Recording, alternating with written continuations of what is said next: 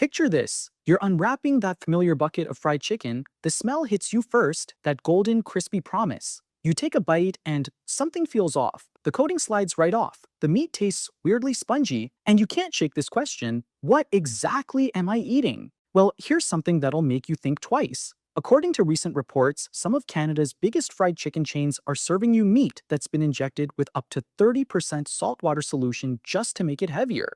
Translation: you're paying premium chicken prices for water weight and cheap fillers. The Canadian fried chicken industry is experiencing a huge annual growth, generating over $2.8 billion in 2020 and about $3.9 billion in 2024. That's massive money, and when there's that much profit on the line, corners get cut. Quality gets compromised, and nobody tells you that the hand-breaded label means absolutely nothing about what's underneath that coating.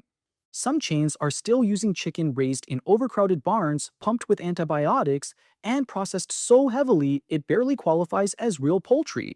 Meanwhile, three chains, I'll reveal them later, are actually grinding their own spices, sourcing from higher welfare farms, and frying in cleaner oils. Same product category, completely different realities. And based on findings as of the time of making this video, the gap between the worst and the best has never been wider. I'm about to show you which Canadian fried chicken chains are feeding you garbage wrapped in crispy lies, and which three actually deserve your hard-earned dollars. Let's talk chicken. Let me blow your mind with the biggest scam in fried chicken. When a chain says 100% chicken or real chicken breast, here's what that actually means. The product contains chicken, that's it. What the? It doesn't tell you if that chicken was raised crammed in cages. It doesn't mention if the meat was mechanically separated. It doesn't specify antibiotic use. And here's the kicker. It doesn't tell you what percentage is actually chicken versus breading, solution, or fillers. Here's what 100% chicken doesn't tell you. Whether the chicken was injected with saltwater solution, a practice where processors pump birds full of water, salt, and phosphates to add weight. Some products contain up to 30% added solution. You're paying chicken prices for flavored water. It won't mention antibiotic use. Based on reports as at the time of making this video, several major chains sourced from suppliers using antibiotics for growth promotion, contributing to antibiotic-resistant superbugs. Zero information about animal welfare. Were these chickens raised with space to move or packed in windowless barns where disease spreads like wildfire? It won't reveal what oil they're frying in or how often it gets changed. Rancid, overused oil creates harmful compounds linked to inflammation. Now compare that to what premium chains tell you.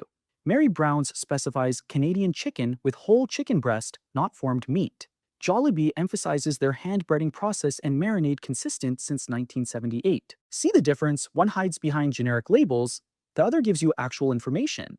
Based on transparency, sourcing practices, and customer complaints, as at the time of making this video, here are the 5 chains with the most concerning quality issues. Number 5, Church's Chicken. Church's has a transparency problem. They provide minimal information about sourcing or raising standards. Customer reviews commonly mention overly salty breading, suggesting heavy solution use, and chicken that appears smaller than advertised. One Toronto customer. All breading, barely any meat. Tasted like I was eating a salt lake with texture. Why it's concerning? Zero transparency. Heavy salt content. Widespread complaints about meat to breading ratio. Number 4, KFC. Certain locations. KFC's quality varies wildly by franchise. Based on findings as of the time of making this video, the chain faces criticism for inconsistent quality control. When oil isn't changed frequently, you get greasy, soggy chicken. Common complaints: skin that slides right off, greasiness that soaks through the box, tastes different every time. A Montreal customer. Sometimes it's decent, sometimes I'm convinced they reheated yesterday's batch. The quality control is just gone. Why it's concerning? Massive franchise inconsistency, reports of infrequent oil changes, quality that depends entirely on your specific location.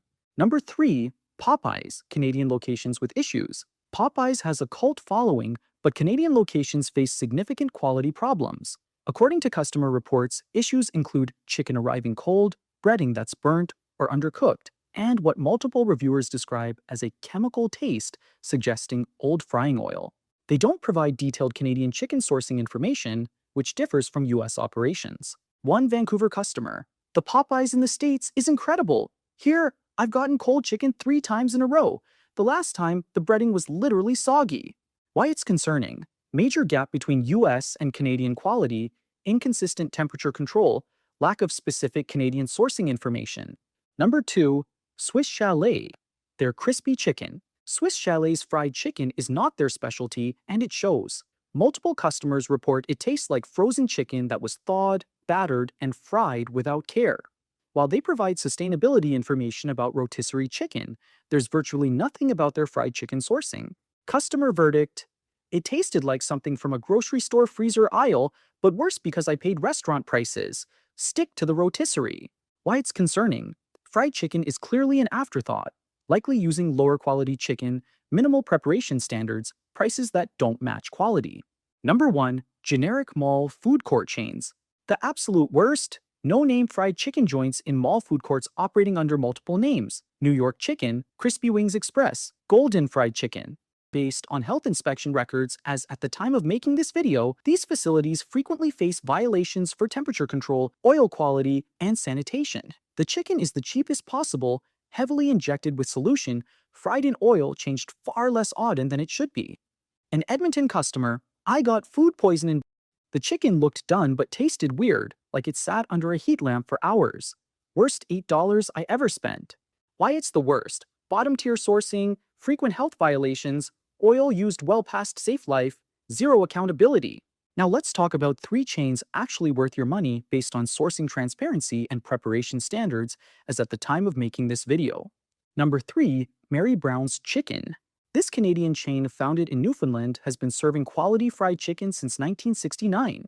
They use Canadian chicken subject to higher animal welfare standards. Their Big Mary uses whole chicken breast, not formed meat. Hand breading is done in-house at each location, not pre-breaded at factories.